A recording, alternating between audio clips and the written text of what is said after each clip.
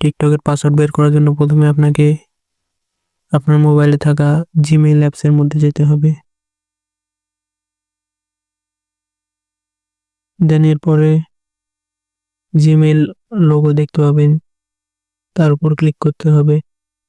এখানে ক্লিক করার পরে দেখতে পাবেন যে গুগল অ্যাকাউন্ট, এই গুগল অ্যাকাউন্ট লেখার উপর ক্লিক করবেন।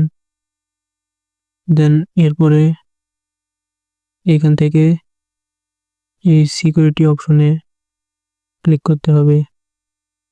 তারপরে একটু নিচের দিকে যাবেন, নিচের দিকে যাওয়ার পরে দেখতে পাবেন যে ম্যানেজ পাসওয়ার্ড, তো এর উপর ক্লিক করবেন।